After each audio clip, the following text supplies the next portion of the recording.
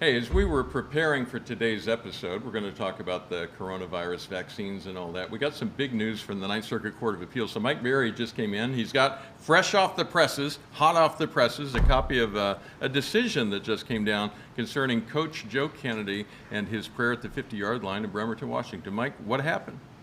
Well, as you said, Stuart, hot off the press, we just got a decision from the Ninth Circuit Court of Appeals.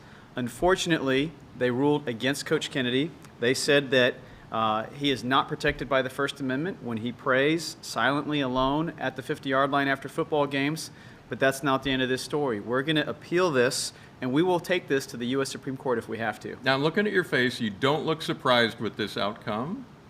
No.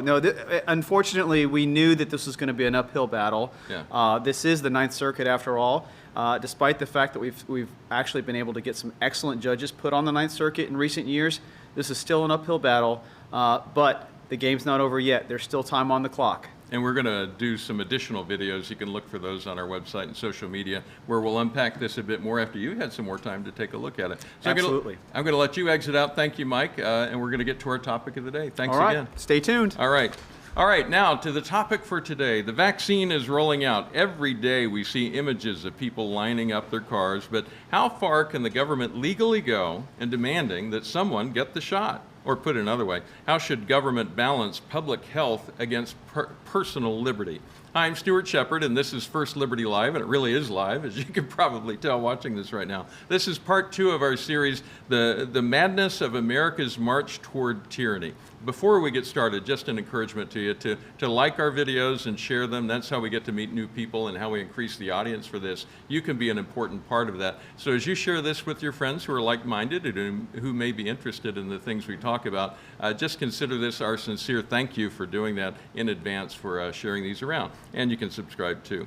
Our guest today is Christine Pratt. She is one of our newest attorneys here, along with her husband Jordan at First Liberty Institute. Hi, Christine. Hi, thank you for having me. This is a topic that a lot of people are talking about from one way or another. We know there are a lot of different opinions about this and all. And before we get started, because this is a little unusual for us, I do want to share a few things that are important for you to know. Number one, we're not going to be offering medical advice, because that's not what we do. We're a religious liberty law firm, and we're not doctors, so there will be others who can enter that conversation.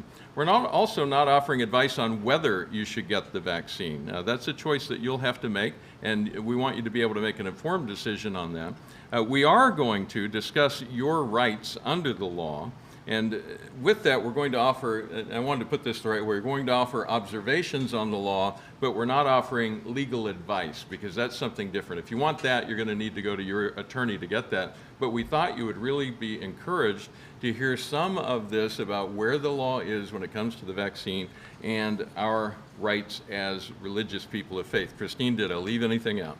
I think you covered all of it. You did a great job. I'm going to let you talk from here. First, let's talk about where the edges are on this. One of our followers online asked whether an employer could fire someone if they did not get the shot. So we're going to start out with that. How far can government or an employer go with this? And let's start out with the federal government. What can the federal government require? So when I read the United States Constitution, I don't see in there where the federal government has the power to mandate vaccines. That would be too coercive, and frankly, we've never seen that before. Yeah. But it does get a little more complicated when you start going down to the other entities. Because there are examples in the past of states actually doing this during a health crisis, which is where we are right now. Tell us about that. That's right. So right now, the Supreme Court has talked about state-mandated vaccine requirements by the state. And it goes back, the very first case, and the case that most people are relying on, comes from 1905. It's been a while. I think it's 116 years ago. It took place in Massachusetts. It's called Jacobson v. Massachusetts. And back then they were dealing with a smallpox epidemic. Right. And Massachusetts said, everybody's got to get the shot, no exceptions, unless, I think, children who get a doctor's note or something like that.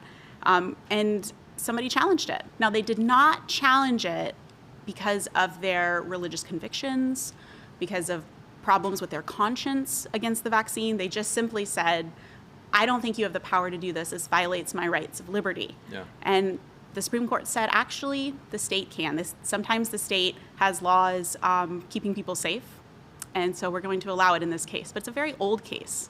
And in fact, one of the interesting things about this case that the Supreme Court said then was, we don't let people just not serve in the military because they have objections to the war. So we're not going to let you object to this vaccine either. But that's changed over the last 100 years. That has changed. Today, we allow people to conscientiously object to serving in our military. So it would be very interesting to see that. So that deals with what government and state could do. What about, let's say that I'm at my job and my employer says everybody needs to get the shot.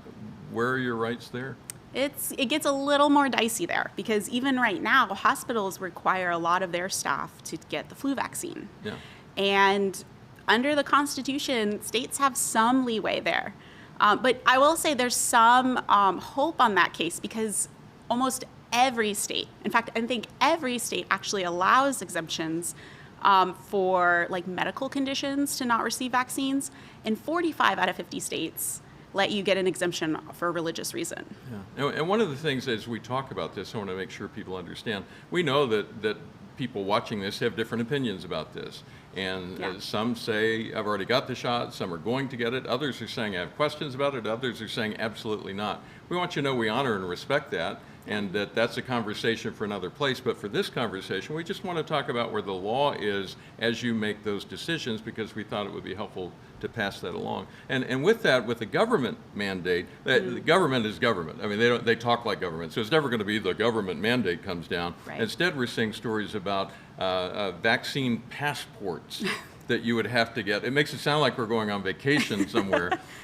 What about that? I mean, can the government make you have documentation that shows that you have received the vaccine? Well, it's funny you bring up vaccine passports because the WHO actually advises that they do not recommend vaccine passports. Yeah. They think it would be really unfair and hard on a lot of people who maybe they haven't been offered the vaccine yet, and then they can't travel because that's where things are right now. And we're probably going to just see a lot of litigation where we're figuring all of this out because the COVID-19 epidemic has just raised a lot of questions we haven't fought over before. We haven't decided yet, and we have to pray for discernment about what each of us think is the right thing to do and figure it out as we go. Now, as far as I know, I'm not currently in a group that's being offered the vaccine yet, so I haven't had to make the decision myself personally. But I have friends and family who have expressed opinions about it, one way or the other, and pretty strongly, I might add. I mean, everybody has an opinion.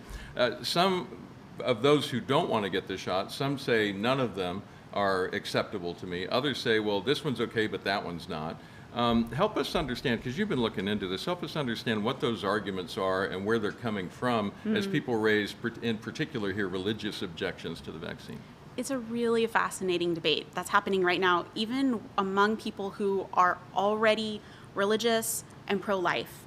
There are groups that, even individuals that I totally respect, that are saying, look, I am an ethicist, I am a philosopher. There's a really great paper put out by a certain think tank. It's the Ethics and Public Policy Center. Yeah. And the way that they came down on this is they said, we think all of the vaccines, regardless of whatever relationship they have to the use of cell lines developed from aborted fetal tissue. Which is why this is such an issue. Exactly. A long time ago, back in the early 1970s, we found that there was a cell line from a baby that we think was aborted. We don't really know the circumstances. We know the baby wasn't aborted or killed to create this cell line that's used in science. It was sort of an accident. They just was taken from it. Yeah. And it, like I said, a very long time ago.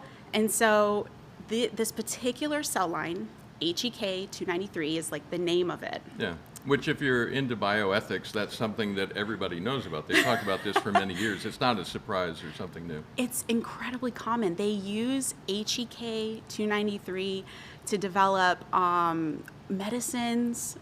Almost all processed foods are tested using this cell line. So if you eat anything that comes out of the grocery store, you've had products that were used or tested with this. A lot of makeup is tested using this cell line. And to be clear, these are cells that they took and they grew more cells and more cells and more cells. Right. And we're generations down, and they're used literally all around the world in labs everywhere. I mean, so that's why this is such a question. It's a fascinating question. And so there are members of the pro-life community who say, you know, we have looked at this and we think any of the vaccines are safe. It doesn't matter if it's Moderna or Pfizer or the Johnson & Johnson. Any of them are fine. Yeah, and it's not a question whether they're safe, it's a question of whether for a pro-lifer they're morally acceptable. Exactly, they're So- permissible. Yes. Yes, according to this camp over here. Yeah. And But there's another camp. There's another camp, and this other camp contains people that I respect a lot as well, and they say, well, first of all, not all the vaccines are equal, and so they recognize that Moderna and Pfizer, they were not created using this cell line, but when the scientists were testing it after it was developed, Yeah. the vaccine was developed, they did use the cell line when they were sort of testing it out in different contexts. And then the Johnson & Johnson vaccine was Which to be used. clear, is to say that none of those cells that we're talking about are in the vaccine. That's correct. Right, they tested it on them, but they're Right. not in it. Well, and they're not in the Johnson & Johnson vaccine either. It was just that they were part of the process of developing the vaccine. Okay. And so they say that, you know, if, in their expert opinion as ethicists, which is a real, I mean, that's an expertise that people have. I don't, I'm a lawyer. But they said there's a difference, and that they say you have a moral obligation because it connects the vaccine to something immoral, which is abortion. Right. And so they're saying the connection of the Johnson & Johnson vaccine to abortion is so problematic that Christians or anyone who objects to abortion should refuse the Johnson & Johnson vaccine Yeah. if they have the option to. So it gets complicated, but it really comes down to this question: if you're on a boat in the middle of the ocean, right, and you know, ethicists teach, and makes sense that they do, that cannibalism is wrong, right? It's like this quandary that we're in our society, Yeah. where what do you do if you're alone on a boat and let's say the person next to you dies, and the only way you can live is, it's a gross example, but if you engage in cannibalism, is God going to judge you? Should the government judge you once you reach your country and you get there and they go, wait a second, we have laws against this? Yeah. Again, not murder. That's the kind of moral quandary that, you know, if you look into these issues, every person has to figure out for themselves, which vaccine am I going to take? If I take a vaccine, you know, God, like, what do you require of me? What is my place in this whole thing?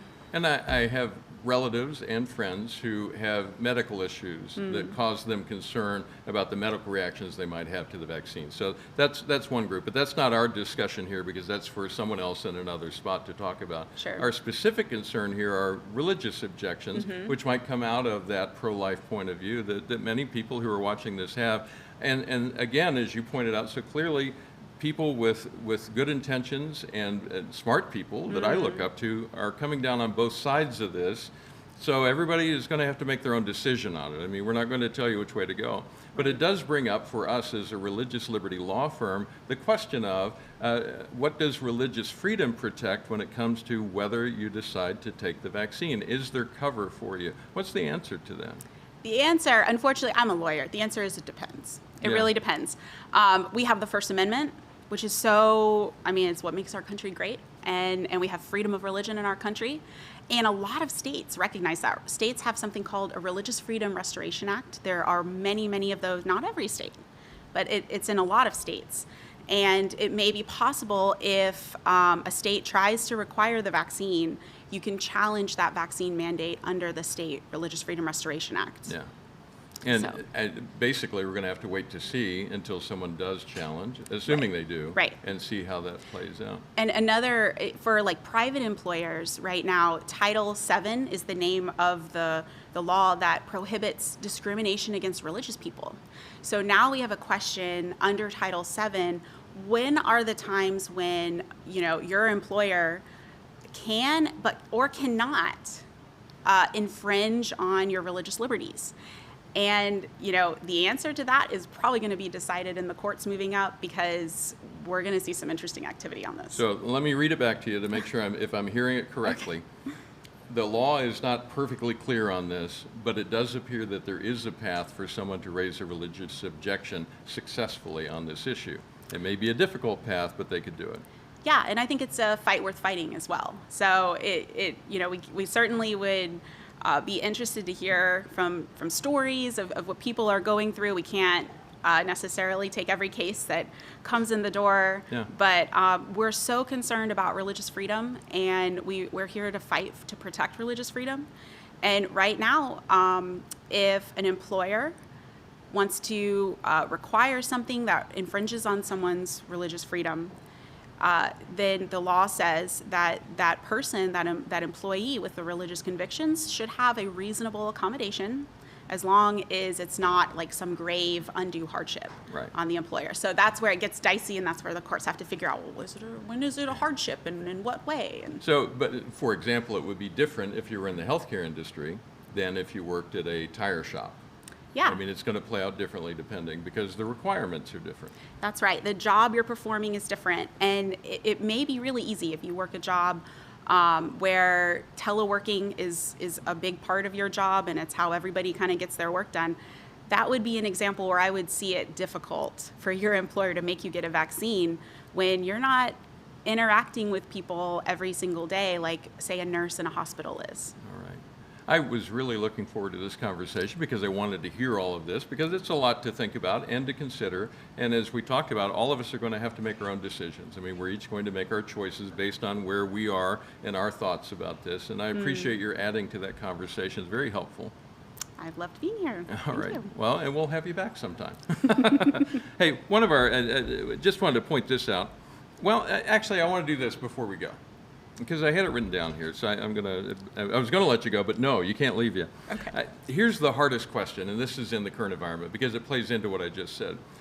In your opinion, and this is just it's a discussion question, is America big enough to have differences of opinion on this issue? Can we do that as a nation?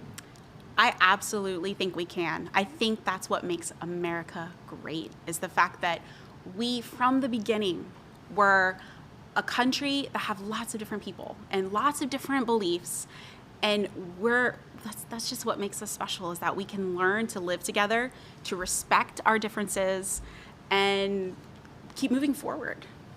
All right. Hey, thank you again. I'll just keep thanking you over and over again.